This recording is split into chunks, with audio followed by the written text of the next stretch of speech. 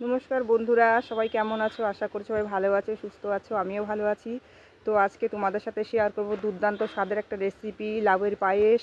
তো গরম পড়েছে, যেহেতু লাউটা অত্যন্ত ঠান্ডা জিনিস, তো পায়েস খেতে ইচ্ছে করেছে, সেই কারণেই ভাবছি গরমও পড়েছে তো একটু লাউয়ের পায়েস বানাই, শরীরটাও ঠান্ডা থাকবে।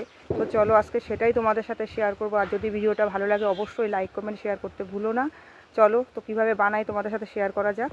তো দেখো, লাউয়ের পায়েসটা বানাবার জন্য এখানে একটা লাউ নিয়ে নিয়েছি আমি। এতটা লাউ আমি নেব না, অল্প করেই নেব, যেহেতু লাউটার পরিমাণ অনেক বড় আর আমার ফ্যামিলিতেও লোকের সংখ্যা কম, সেই কারণে অত বড় লাউ আমার লাগবে না। কিন্তু লাউয়ের পায়েস করতে গেলে কিন্তু লাউটা অবশ্যই খুব কচি হতে হবে। তো আমি লাউটাকে দেখো ছাড়িয়ে নেব।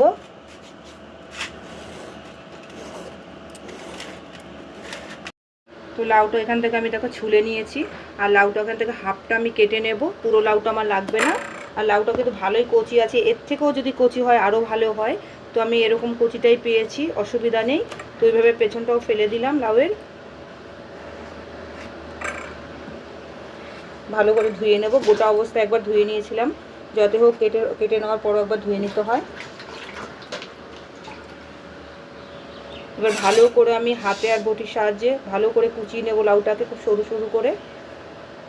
তোমরা চাইলে কিন্তু গ্রেডারেও গ্রেড করে নিতে পারো, কিন্তু হাতে করলেই ভালো হয় দেখেছি আমি।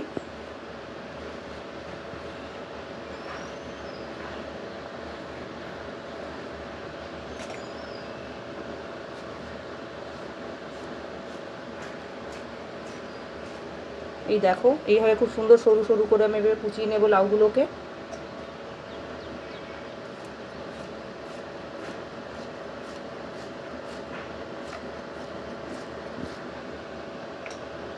তো এদিকে দেখো, লাউটাকে খুব সুন্দরভাবে দেখো আমি কুচিয়ে নিয়েছি একদম ঝিরিঝিরি করে।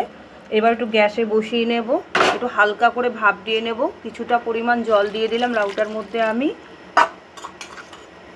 পরিমাণ মতো একটু নুন দিয়ে দিলাম, দিয়ে একটু অল্প করে সেদ্ধ করে নেব। এই পাশের গ্যাসের উনানটার মধ্যে আমি আরেকটা কড়াই চাপিয়ে দিলাম।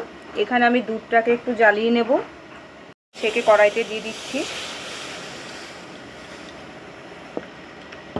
এদিকে দুধটা ফুটে উঠেছে, আমি একটা এলাচ গুঁড়ো করে নিয়েছি, এবার দিয়ে দেবো দুধটার মধ্যে। দিয়ে দুধটাকে একটু নাড়াচাড়া করে নেব।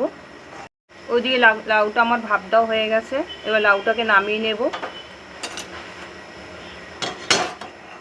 লাউটার জলটাকে একটু ঝরিয়ে নেব।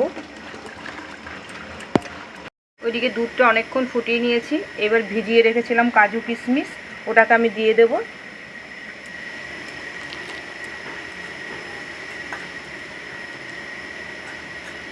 ওইদিকে কাজু কিশমিশটা দেওয়ার পরে আমি অনেকক্ষণ দুধটাকে ফুটিয়ে নিয়েছি, কাজু কিশমিশটাও ভালো ফুটিয়ে নিয়েছি। এবার দিয়ে দেব সেদ্ধ করা লাউগুলোকে।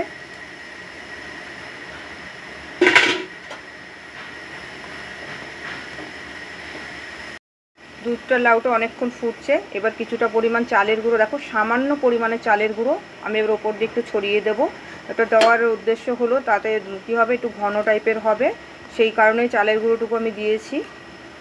তো দেখো, লাউটা কিন্তু খুব সুন্দর গলে গেছে, এবার বেশ ঘনও হয়ে গেছে। আমি এবার কিছুটা পরিমাণ মিষ্টি দিয়ে দেবো, আর মিষ্টিটা আমি এখানে লাল বাতাসা ব্যবহার করব।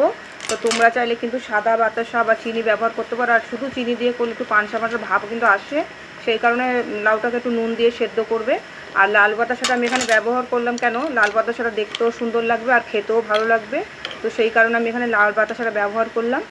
তো বন্ধুরা দেখো, লাউয়ের পায়েসটা কিন্তু খুব সুন্দর হয়ে গেছে, এবার নামিয়ে নেব আমি। তো বন্ধুরা, আমার লাউয়ের পায়েস বানানো রেডি। দেখো, আজকে তোমাদের সাথে শেয়ার করলাম লাউয়ের পায়েস। তো তোমরা এইভাবে খেয়ে দেখবে, দুর্দান্ত টেস্টি হয়। আর যেহেতু গরম পড়েছে, লাউ তো শরীরের পক্ষে ঠান্ডা, আগেই বলেছি। তো ভিডিওটা কেমন লাগলো অবশ্যই কমেন্টে জানিও। তো এখানেই আজকে শেষ করলাম। সবাই ভালো থাকবে, সুস্থ থাকবে।